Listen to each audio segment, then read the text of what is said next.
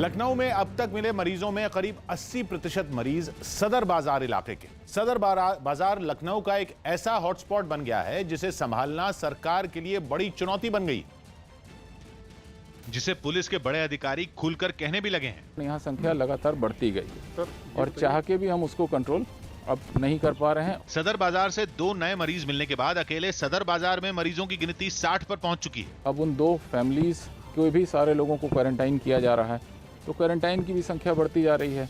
घरों में लॉक होते जा रहे हैं लोगों के घर। अब नगर निगम की टीम हर घर को सैनिटाइज कर रही है। न सड़क का कोई कोना छोड़ा जा रहा है, न कोई खंबा, न कोई गाड़ी और न ही कोई गेट। सबसे बड़ा हॉट स्पॉट 53 मरीज तबलीगी जमात के पॉजिटिव पाए गए हैं और लगभग 184 लोगों की रिपोर्ट अभी आनी बाकी। सदर बाजार में कोरोना वायरस फैलने के पीछे तबलीगी जमात को बड़ी वजह माना जा रहा है। पुलिस के मुताबिक लॉकडाउन के बाद भी इलाके में नमाज बंद नहीं हुई। वो लगातार लोगों से मिल रहे थे, लगातार नमाजें पढ़ी जा रही थी, लगातार कॉन्टेक्टिंग हो रही थी, जिसके कारण यहाँ संख्या लगातार बढ़ती गई।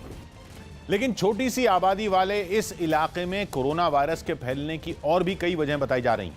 केवल 2 लोगों को पूरे इलाके में वायरस फैलाने का बड़ा कारण माना जा रहा है। इनमें एक शख्स ऐसा है जो हॉटस्पॉट बने इलाके में राशन की दुकान चलाता था और इलाके में राशन बांटने के लिए उसी को चुन लिया गया।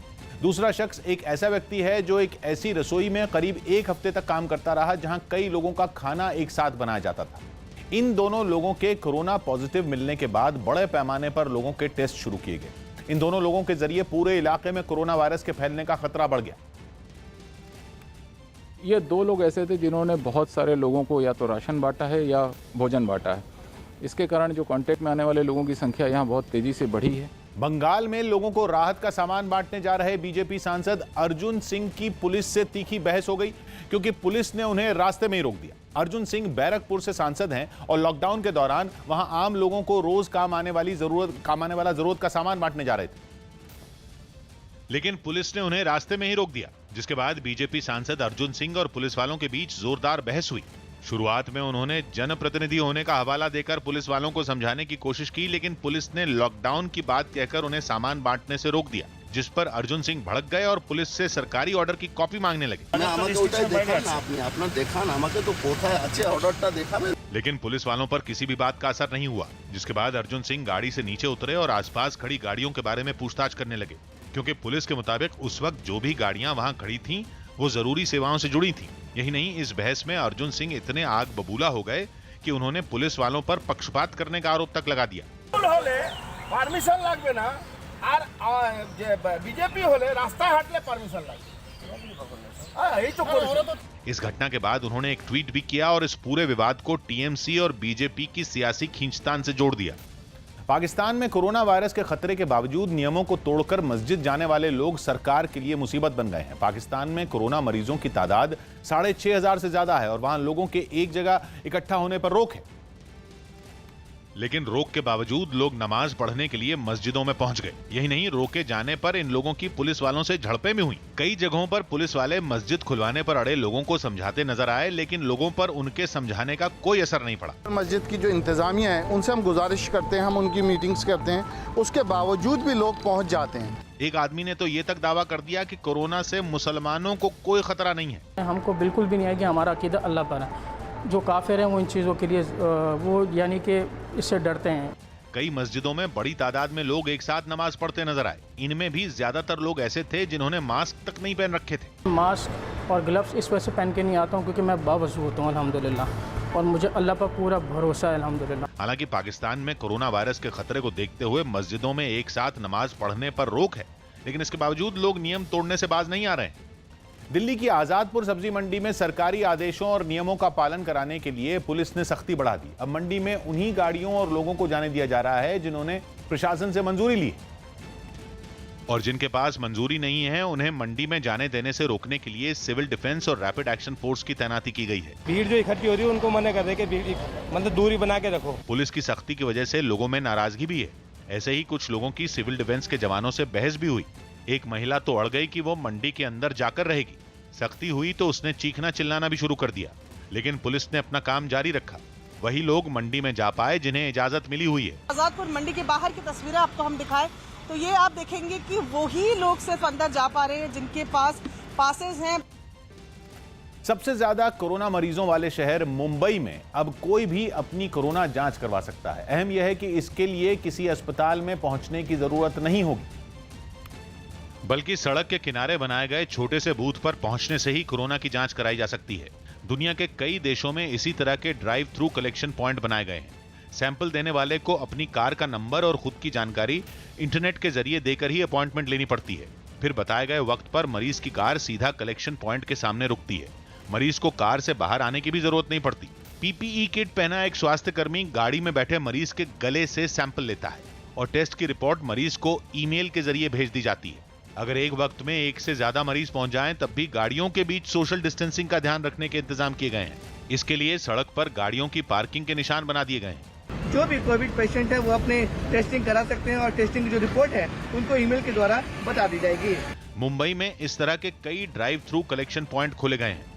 यूपी के एटा में लॉकडाउन तोड़ने वालों पर पुलिस ने ड्रोन कैमरों की मदद से निगरानी बढ़ा दी, ताकि लोग घरों से बाहर न निकलें और कोरोना वायरस को फैलने से रोका जा सके। और इसके लिए गश्त पर निकली पुलिस ने ड्रोन का सहारा लिया। ड्रोन की मदद से इलाके की संकरी गलियों और मकानों की निगरानी की गई, जबकि नीचे एक पुलिस वाला उससे जुड़ी एक स्क्रीन पर मुआयना करता नजर आया। पुलिस ने चेतावनी दी कि लॉकडाउन तोड़ने वालों पर कड़ी कार्रवाई की जाएगी। शासन प्रशासन हर वो कदम उठा रहा है जिससे इस बीमारी को फैलने से रोका जा सके। बिहार के दरभंगा में कुछ घरों की छतों पर लोगों के इकट्ठा होने की जानकारी मिलने के बाद पुलिस वाले ड्रोन की मदद से नजर रखने में जुट गए। इसके साथ ही पुलिस ने शहर के कई इलाकों में गश्त की और सड़क पर जा रहे लोगों की जांच की। ड्रोन का मदद हम लोग अब और ज़्यादा लेने की कोशिश करेंगे, क्योंकि ये काफ़ी फायदेमंद है। दिल्ली में घरों तक पिज्जा पहुंचाने का काम करने वाले एक लड़के के कोरोना की चपेट में आने के बाद 72 परिवारों को क्वारंटीन कर दिया गया। जानकारी के मुताबिक दिल्ली के मालवीय नगर और हौस खास इलाके के 72 परिवारों को क्वारंटीन किया गया है। हालांकि अब तक इन परिवारों के एक भी सदस्य में कोरोना के लक्षण नहीं मिले हैं। बताया गया कि इस लड़के ने क्वारंटीन किए गए कुछ परिवारों के घरों तक पिज्जा पहुंचाया था, जिसके बाद प्रशासन ने एहतियात बरतते हुए इन परिवारों के साथ ही उनके पड़ोसियों को भी क्वारंटीन कर दिया। प्रशासन ने बताया कि इस लड़के को इलाज के लिए अस्पताल में भर्ती कराया जा चुका है। साथ ही जिस दुकान से पिज्जा लेकर उसने लोगों के घरों तक पहुंचाए थे, उसे भी बंद कर दिया गया। यही नहीं, उसके साथ काम करने वाले 17 कर्मचारियों के सैंपल भी लिए गए हैं और उन्हें क्वारंटीन किया गया है। 72 ऐसे लोग मिले जिनको होम क्वारंटाइन किया गया है। साथ में 17 उसके साथियों को भी क्वारंटाइन किया गया। उधर दक्षिण दिल्ली के डीएम बीएम मिश्रा ने बताया कि घरों तक पिज्जा पहुंचाने वाले इस लड़के के एहतियात बरतने की वजह से उसके संपर्क में आए लोग सुरक्षित हैं। मास्क पहने हुए थे, हैंड सैनिटाइजेशन का उपयोग कर रहे थे, और जो जितने लोग इनके कांटेक्ट में हैं अभी तक वो लोग सिम्टोमेटिक नहीं हैं। अमेरिका के शिकागो में हुई भारी बर्फबारी ने वहां के लोगों की मुश्किलें और बढ़ा दी। तेज हवाओं के साथ हुई बर्फबारी के बीच सड़क पर दौड़ रही कई गाड़ियां हादसे का शिकार हो गई, जिसकी वजह से वहां पर लंबा जाम लग गया। हादसे का शिकार हुई कई गाड़ियां सड़क पर फंसी नजर आईं, जिसके बाद वहां पहुंची पुलिस सभी गाड़ियों को क्रेन की मदद से सड़क से हटाती दिखी। बताया गया कि बर्फबारी की वजह से सड़क पर फिसलन बढ़ गई, जिसकी वजह से एक गाड़ी वहां पलट गई, जिसके बाद पीछे से तेज रफ्तार से आ रही 50 गाड़ियां आपस में भिड़ गईं। इस हादसे में 20 से ज्यादा लोग घायल हो गए और गाड़ियों को भी काफी नुकसान पहुंचा। It looked to me as though it may be just a tractor that had slipped. I was trying to be careful, but there's just nothing you could do. तेज हवाओं और भारी बर्फबारी की वजह से वहां के कई इलाकों में विजिबिलिटी कम हो गई। रास्ते बर्फ की सफेद चादर से ढके नजर आए, जिसकी वजह से लोगों को अपने घरों में लौटने में काफी परेशानी हुई। वहां के मौसम विभाग ने शिकागो और उसके आसपास के इलाकों में अगले कुछ दिनों तक भारी बर्फबारी की आशंका जताई और लोगों को घरों में ही रहने की चेतावनी दी। मुरादाबाद में पुलिस और मेडिकल टीम पर पथराव की घटना के बाद सलमान खान ने एक वीडियो जारी किया। इस वीडियो में सलमान ने लोगों से कोरोना योद्धाओं का सम्मान करने की अपील की और लोगों से कुछ दिन घर में ही रहने को कहा। सलमान ने डॉक्टरों और पुलिस कर्मियों पर पथराव करने वालों की मानसिकता पर अफसोस जताया। ये कमाल है, डॉक्टर आपकी जान बचाने के लिए आए, नर्सेज आपकी जान बचाने के लिए आए और आपने उन पर पत्थर बरसा दिया। 9.5 मिनट के वीडियो संदेश में सलमान खान ने उन कोरोना मरीजों को भी सावधान किया जिनके अस्पतालों से भागने की घटनाएं सामने आई हैं। जो कोरोना से डिटेक्ट हो रहा है, वाह, वो हॉस्पिटल से भाग रहा है। भाग के जाओगे कहाँ? किस ओर भाग रहे हो? जिंदगी की ओर भाग रहे हो या मौत की ओर भाग रहे हो? सलमान खान ने लॉकडाउन के दौर को असल जिंदगी का बिग बॉस बताया। बिग बॉस अभी नहीं शुरू हो रहा है, टीवी वाला बिग बॉस। ये जिंदगी का बिग बॉस शुरू हो गया है। सब घर में बैठे हैं। पाकिस्तान की JUIF पार्टी के नेता मौलाना शाह अब्दुल अजीज के जनाजे में सोशल डिस्टेंसिंग के नियमों की धज्जियां उड़ा दी गई। एक दिन पहले ही पाकिस्तान के मनशेरा में मौलाना शाह अब्दुल अजीज की कोरोना की वजह से मौत हुई थी। लेकिन मौलाना शाह अब्दुल अजीज के जनाजे में शामिल लोगों ने इस बात की परवाह नहीं की। सोशल डिस्टेंसिंग के नियमों को ताक पर रखते हुए सैकड़ों की भीड़ वहां जुट गई। मौलाना की मौत की खबर के बाद उस अस्पताल के बाहर भी लोगों की भारी भीड़ जुटी जहां उनका इलाज चल रहा था। जिस जगह मौलाना शाह अब्दुल अजीज को दफनाने के लिए कब्र खोदी गई, वहां भी कई लोग एक दूसरे के करीब खड़े नजर आए। एक कोरोना मरीज के अंतिम संस्कार के लिए WHO की तरफ से गाइडलाइन भी जारी की जा चुकी हैं, लेकिन पाकिस्तान में उनका बिल्कुल भी ध्यान नहीं रखा गया। पाकिस्तान में कोरोना के 6000 से ज्यादा मरीज सामने आ चुके हैं और 100 से ज्यादा लोग अपनी जान गंवा चुके हैं। Gujarat biotechnology research centre corona virus का जीनोम सीक्वेंस पता लगाने का दावा किया है। जीनोम सीक्वेंस किसी भी जीव में क्रोमोसोम की उस संख्या को कहा जाता है जिसमें उसके पैदा होने, उसकी ताकत और कमजोरियों के बारे में सभी तरह की जानकारी रहती है। और कोरोना वायरस के उसी जीनोम सीक्वेंस को गांधीनगर के गुजरात बायोटेक्नोलॉजी रिसर्च सेंटर के वैज्ञानिकों ने खोज लेने का दावा किया। ये जानकारी मिल जाने के बाद अब कोरोना की जड़ तक पहुंचने में कामयाबी की उम्मीद बढ़ गई। साथ ही जीनोम सीक्वेंस की मदद से कोरोना के इलाज में कारगर दवा और इसकी रोकथाम के लिए वैक्सीन बनाने में भी मदद मिल सकती है। ये सीक्वेंस हम पब्लिक करेंगे ताकि बाकी जो रिसर्चर्स हैं उनको भी ये इन्फॉर्मेशन मिलेगी और उसके वैक्सीन डेवलपमेंट या तो ड्रग डिजाइनिंग में इसका यूज़ करेंगे। देश भर में लॉकडाउन लागू होने के बावजूद कुछ जगहों पर सब्जी मंडियों में लोगों ने सोशल डिस्टेंसिंग की धज्जियां उड़ा रखी। कोरोना वायरस से जारी जंग के बीच यूपी में सीतापुर की एक सब्जी मंडी में बड़ी तादाद में लोग जुट गए और सब्जियों की खरीदारी करते दिखाई दिए। सब्जी खरीदने के दौरान इन लोगों ने सोशल डिस्टेंसिंग का भी ख्याल नहीं रखा। यही वजह रही कि ये लोग एक दूसरे से दूरी बनाए बिना सब्जी खरीदने में व्यस्त दिखे।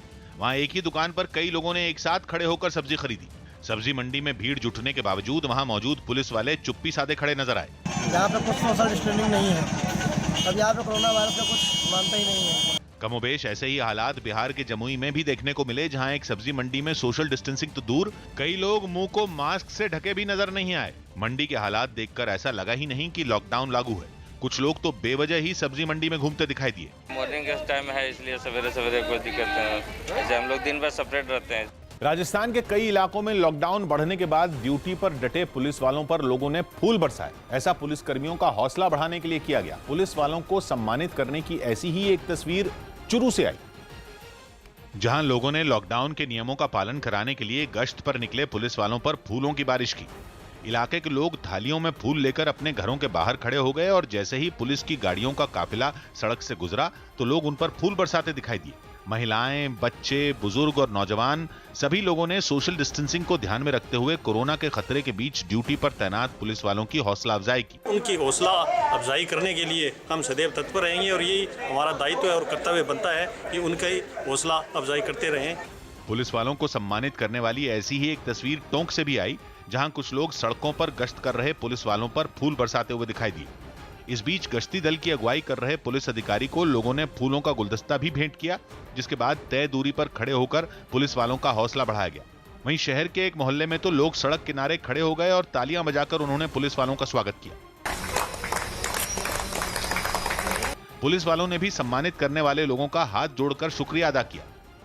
दिल्ली के निजामुद्दीन इलाके में तबलीगी जमात के कार्यक्रम से पहले मौलाना साद के बैंक अकाउंट में विदेशों से बड़ी मात्रा में पैसा ट्रांसफर किया गया था। दिल्ली पुलिस की क्राइम ब्रांच के मुताबिक ये पैसा तबलीगी जमात के मरकज में कार्यक्रम शुरू होने से पहले ही मौलाना साद के अकाउंट में आ चुका था और इतनी भारी मात्रा में पैसों का ट्रांजैक्शन होने पर बैंक के अधिकारियों ने मौलाना साद के चार्टर्ड अकाउंटेंट को बुलाकर उससे पूछताछ भी की।